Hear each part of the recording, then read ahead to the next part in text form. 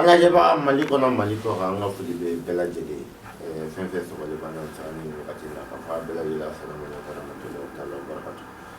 aba kay mission ma di tene ni faida bin na fa ko o na fa na da mi di ka sa to mo ma amu ba sa ko fen mi ka na fa ite mo ma barakum konna la bi ayam non che na murike tilen fi ni Sheikh Muhammad Kuma asigaro bene ni sabu tebi mali kofe bele sana wa alaikum assalam wa rahmatullahi ta'ala wa barakatuh ko bashi tila bashi fete sefla ba basti bashi diga demaya malaka barakanyo kon ba bashi tula bashi alhamdulillah ba ne wati na ambi anga diaspora fo ba ambi mun be mali ko na mun fena fo ko be wali mono atata ba fo feta wala ba se nga maron jate min amu fo ko bakada ala ka je inshallah ajare kuma na borula ami mission kana ka faida kana ka faida to di jamo ma ko kana do do alhamdulillah ambe hasbala de di hasbunallahu wa ni'mal wakil ambo de di anga mokoma afle bakana kan bo bela jelema kemenani ani biduru ke ga kemenani ke ni mokomo yini ke ibe ala joro e ko bela wasa shiti mu men bo aka tel ko jugu kan ko jugu fa ko bo jugu na la khaji afanya kuma na borula dawla alhamdulillah sefla dawla e fen ni alati hadama den ka kola na funi na to ni ko kota adumani mogo nyina maya kono fa ka soro fendo bila mumba to ereba donc mogo ya do bila dawla bara abi hali hadama den ke wali juye fi kamudo ala la ko dawla bara ati dara maduna bi kamudo ala ya la ko dawla e fen bayda mogo chama gara manyumai ni dawla bara di mogo chama gara waliwi ni dawla bara di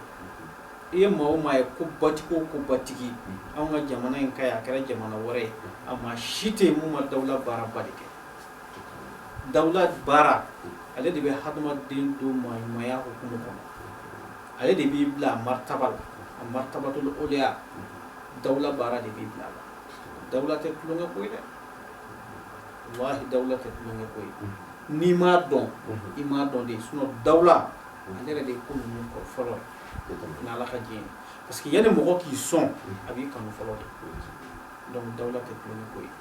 mi dawla barak aba bara mali koka ami dawla bara nadira ima a sefula adobe ule ka ko de ni na sore bi bara da dola ibani fenwara nyami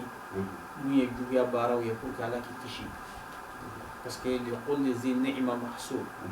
nemat ki kele hashidi baba ala khayra bi sallallahu alaihi wasallam donc abado dawla bara kaba ko mawdi ba an bolo ala naya kele ke ibe kaba ko yini daga nyina ma ko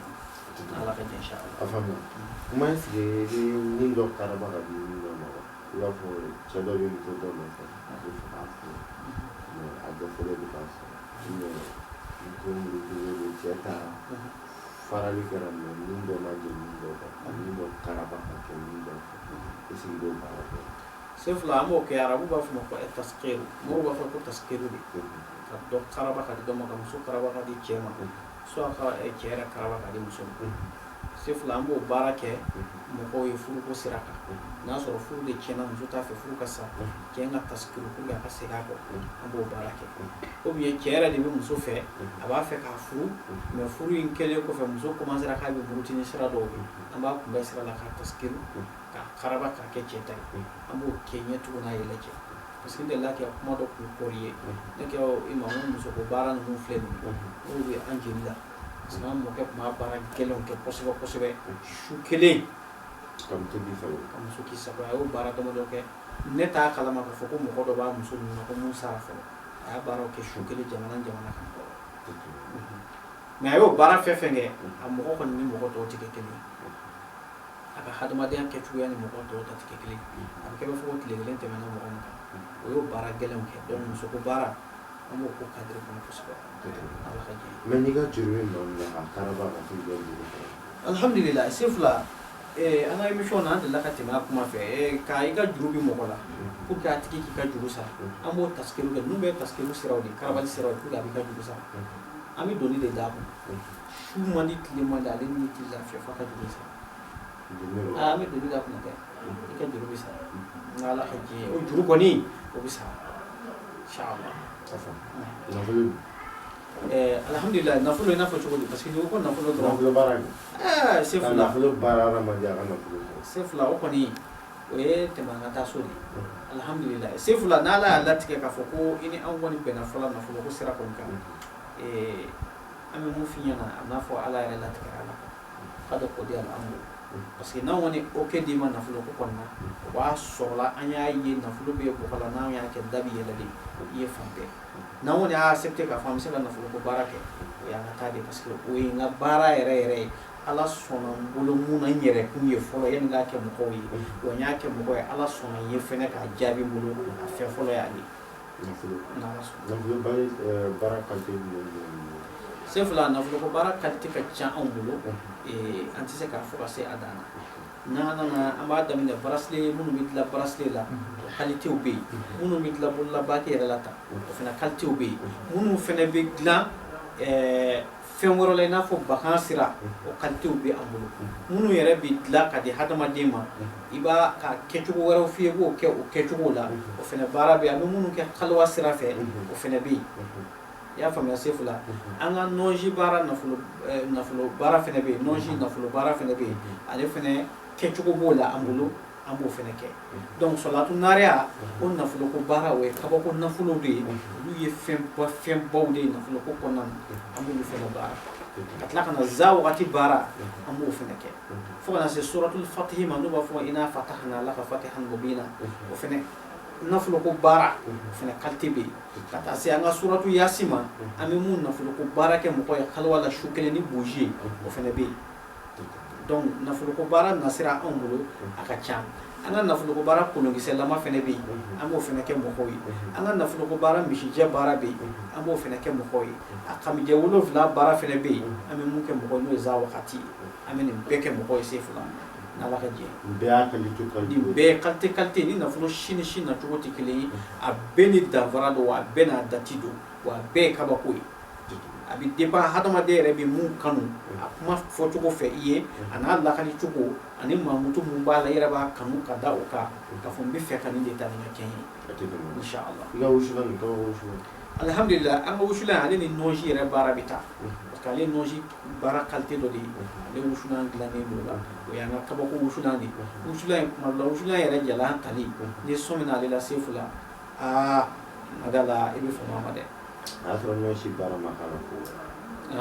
ko k'a sɔrɔ nɔnzi yɛrɛ nafolo ko baara yɛrɛ complet yɛrɛ gɛrɛgɛrɛ ma kɛ ka wusulan dilan o fana y'a damana tari a ko la k'o d'i ma dɔrɔn o y'a damana kabako de mun bɛ kabako jira hadamaden na gɛrɛsɛgɛ la gɛrɛsɛgɛ yɛrɛ gɛrɛgɛrɛ la ka bɔ yen ka tila ka na relation gɛrɛgɛrɛ la i bɛ relation yɛrɛ minnu sɔrɔ a kɔnɔ ani ka n'a dawula la fɛn o fɛn bɛ yen sefula mɔgɔ tɛ se ka mɔgɔ sɔn ka sɔrɔ a tigi min kan donc ni dama dama de bɛ an ka wusulan ninnu na minnu bɛ kabako jira hadamaden la inshallah a faamuya i ka siritigɛlan alhamdulillah sefula anw ka siritigɛlan ye siritigɛlan kabakoma ba de ye n ye mun fɔ i n'a fɔ mɔgɔ yɛrɛ mun bɛ yen ni dɔ bɛ kunna e bɛ baara dɔ la ka ban siritigɛlan in bɛ kɛ e bolo kabako de parce que a bɛ e ka sira bɛɛ lajɛlen saniya ka ɲagaɲaga bɔ a bɛɛ ɲɛ ma ka na ni gɛrɛsɛgɛ yɛrɛ de ye a tilennen o y'a ye bi fɛn na mɔgɔ mun bɛ yen ni e yɛrɛ b'a fɛ ka fɛn de daminɛ mais siriw bɛ e kan ou bien i ka ko yɛrɛ de sumayalen don ka sɔrɔ siri tɛ parce que tuma dɔ la hadamaden yɛrɛ ka ko taacogo i ka ko dɔ bɛ sumaya ka sɔrɔ siri yɛrɛ t'i kan mais nin kow sira sumayalen don siritigɛla in ta dɔrɔn sefula tile 33 i bɛ kabako de ɲɛna i ka gɛrɛsɛgɛ la gɛrɛsɛgɛ bɛ suri kɛ ko sankisɛ i ka ko o ko jɔlen don gɛrɛsɛgɛ dama tɛ dɛ a bɛ fɛn bɛɛ ɲɛnabɔ ne b'a fɔ hali papiye minnu bɛ papiye ko nɔfɛ papiye ko fana bloqueli fana ye siri dɔ de ye donc siritigɛla in ta i k'i wasa dɔ la i k'a di ala ma tile 33 i bɛ kuma dɔw mɛn tulo la mun b'i hakili sigi ni ala jɔyɔrɔ sa a diyara n ye i ka minɛnw bɛ bɔ ka taa kɔfɛ alhamdulillah sefula an ka minɛn bɛɛ lajɛlen bɛ bɔ ka taa kɔfɛ an ka diaspora mago b'a la cogo o cogo la a bɛɛ bɛ bɔ ka taa kɔfɛ n'ala ka jɛ inshallah. Afam ne ka kuma ala ba émission. Alhamdulillah an ka kumakan laban ni sigiyɔrɔ in na an b'an ka diaspora fo k'u waleɲuman dɔn ka dugawu caman d'u ye u fana k'an sama dugawu la u ka hamina ko minnu ka gɛlɛya ala k'a bɛɛ lajɛlen tɛna surtout ka papier ko o de ka gɛlɛya bɛɛ minnu ta ye papier ko ye ala k'a nɔgɔya minnu ta ye nafolo ko ye ala k'a nɔgɔya minnu ta ye muso ko ye ala k'a nɔgɔya minnu yɛrɛ ta ye den ko ye ala k'a nɔgɔya minnu yɛrɛ bɛ sababu ɲuman de ɲini u ka se ka hɛrɛ sɔrɔ ka segin ka n'u sen jɔ faso in kɔnɔ yan yarabi ala k'a bɛɛ lajɛlen nɔgɔya ala k'o kɛ ala kɛra lɔrɔma kɔsɔn ka sɔli ala la. Wasɛli an bɛ bɛɛ lajɛlen fo an lajɛbaga Mali kɔnɔ Mali kɔ kan an bɛ Sɛki Mamadu Kumaso an da magara fɛn babuba caman na i b'a fɔ a ye walawalaju bɛɛ lajɛlen la an b'a ɲini bɛɛ lajɛlen fɛ a degunnen mɔgɔ o mɔgɔ kan i k'i jigi sɛmɛ Mamadu Kuma na ala ka jɛ a tɛ foyi jigi kɔ a b'i dɛmɛ i b'i sago bɛɛ lajɛlen sɔrɔ wa ka baara o baara fɛnɛ bɛ yen gɛlɛya b'a bɛɛ lajɛlen kelen na ka daminɛ nafolo baara selitigɛla ka taa se baara wɔɔrɔ caman ma gɛlɛya b'a ka baara bɛɛ lajɛlen la a b'a d'i ma don min na a bɛ wagatiw f'i ye i kan ka taamasiyɛn min na a b'olu bɛɛ lajɛlen lakale an b'a fɔ bɛɛ lajɛlen ka na i k'i mago dilan fɛn fɛn min n'a a jigi sɛmɛ na ala k'aw bɛɛ mago dilan an fa salamu aleykum warahmatullahi wabarakatuh ala k'an bɛɛ jɛ